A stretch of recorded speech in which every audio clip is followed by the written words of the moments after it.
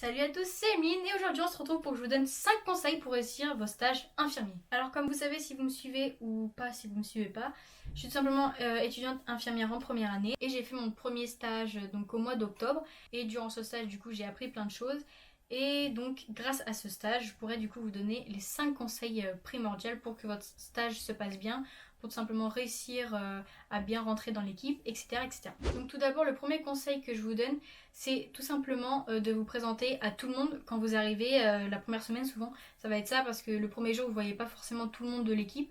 C'est de vous présenter tout simplement à tout le monde, toute l'équipe, que ce soit les aides-soignantes, les infirmières, les ASH, toutes les personnes qui interviennent simplement dans votre stage. De vous présenter même s'il le faut plusieurs fois. C'est-à-dire si par exemple elles ont oublié, parce qu'au début c'est pas forcément facile pour elles de retenir qui vous êtes, etc. Elles n'ont pas l'habitude de vous voir. Et si vous êtes plusieurs étudiants, encore plus.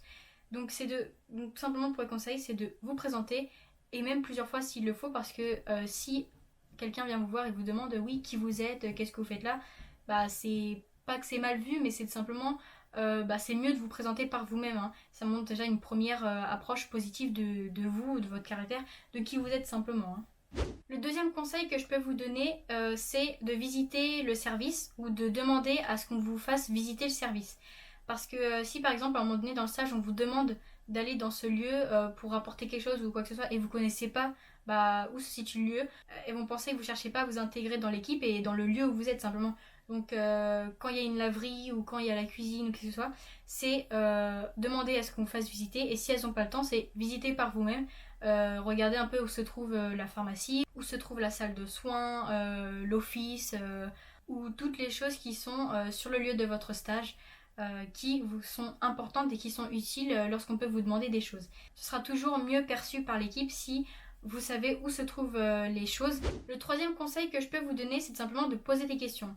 Alors oui, c'est pas du tout évident, surtout quand c'est votre premier stage.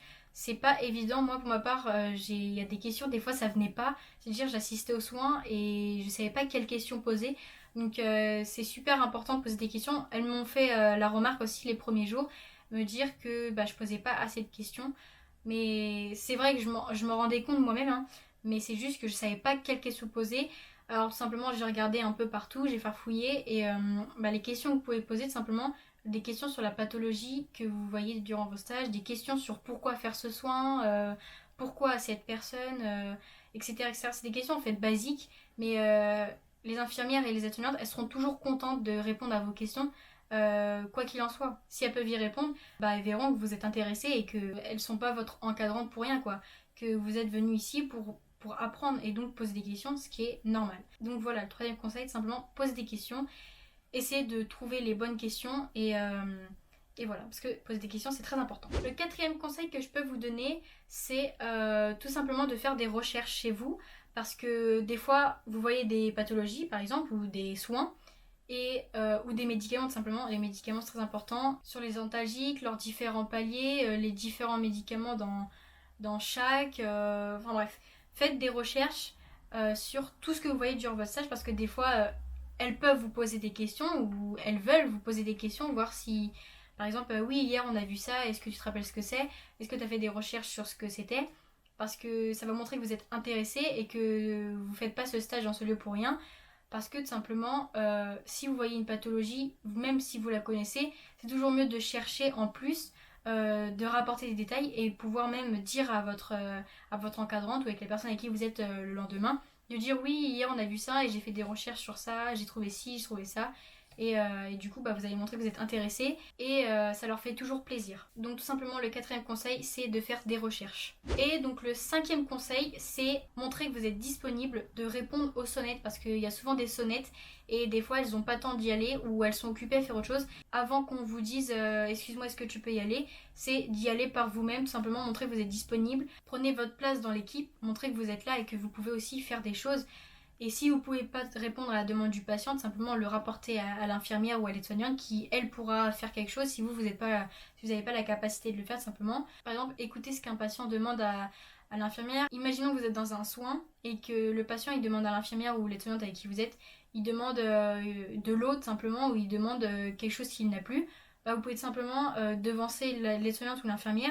au lieu d'attendre qu'elle vous demande d'y aller ou au lieu d'attendre qu'elle y aille elle-même, bah vous avez entendu ce qu'il veut, donc vous pouvez tout simplement aller chercher un broc d'eau ou un gant ou je sais pas ce qu'il demande, peu importe. Simplement montrer que vous êtes attentif et que vous êtes disponible. Donc voilà, donc le 5e conseil, c'est tout simplement de vous montrer que vous êtes disponible. Donc voilà, donc ce que je peux rajouter aussi comme conseil, c'est de, si par exemple vous avez un moment où vous faites rien, où vous n'avez pas, personne ne sonne, vous avez fini votre tour, c'est d'aller chercher un peu dans les dossiers des patients, leurs antécédents, à quoi ils peuvent être allergiques, tout ça, parce que c'est toujours intéressant de savoir à qui on fait le soin et pourquoi on fait ce soin, qu'est-ce qu'il a eu avant, etc. Puis si les soignants de vous voir regarder dans les dossiers des patients, ce sera toujours un plus pour vous, puis même pour elles, hein, comme ça elles pourront vous poser des questions et vous donner plus de responsabilités parce qu'elles voient que vous êtes intéressé par ce cas et que vous voulez travailler dessus. Donc voilà, donc c'est la fin de cette vidéo. J'espère que ça pourra vous aider un minimum. En tout cas, moi, pour mon prochain stage, je vais appliquer tous ces conseils parce que j'avoue que pour le premier, j'avais pas forcément connaissance de ces conseils. Et donc, je sais que pour mon prochain stage, bah, ce sera les 5 premiers conseils que je ferai parce que c'est vraiment très important. N'hésitez pas à me dire dans les commentaires si vous avez d'autres conseils, que ce soit pour moi ou pour les autres qui regarderont cette vidéo. Moi je suis toujours preneuse de plus de conseils hein, parce que voilà, c'est toujours un plus d'avoir des conseils de quelqu'un d'autre qui n'était pas forcément avec moi sur le lieu de stage ou qui a plus d'expérience, qui a fait plus de stages ou même sur d'autres lieux. Quoi qu'il en soit, j'espère que cette vidéo vous aura plu. N'hésitez pas à liker, à la partager. Abonnez-vous à mon compte Instagram et ciao ciao. Make it lose with the unthinkable. Don't stop.